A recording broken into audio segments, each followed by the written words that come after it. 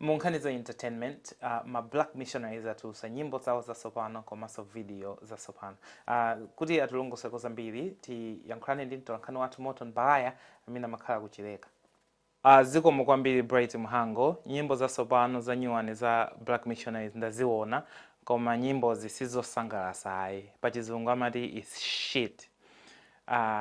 Mukamamvera nyimbo za black missionaries kuchokera pakuyimba 1 kufika pakuyimba 10 kaya, palibe chosiyana. Zili ngati ukapita ku mashow awo, show iliyonse kuyambira 2004 kufikira panopa ndi chimozimozi. Nyimbo amayamba chonchi, amamaliza chonchi.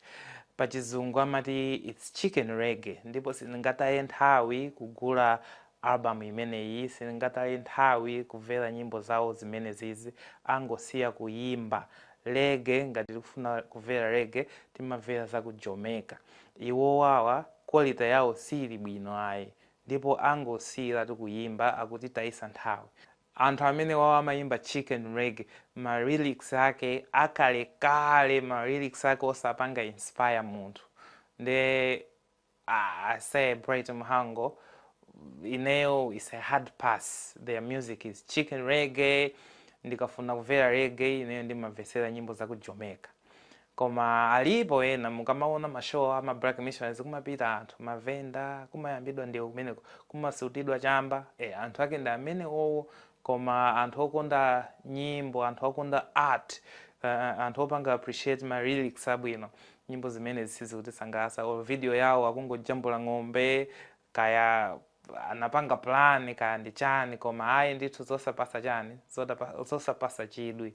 Nde ngati mufuna kuonera video yabwino kapena kumvera nyimbo yabwino ku Malawi, mwina nyimbo ya nyuwani ya Ani Matumbi imene watulusa kumene. Koma enawa pepani kwambiri. Ndine Morton Baghaya kuchokera kuno kuchileka, zikomo kwambiri. Itathokoza kwambiri Morton Baghaya kuchokera kuchileka, timvera nyimbo ya Ani Matumbi ya nyuwani. Apa ndi pansizo pa nkhani zathu za msabatayi. Muzakhaliso nafe sabata yamawa pamene nditakhaliso ndi nkhani za sabata imene yoyo.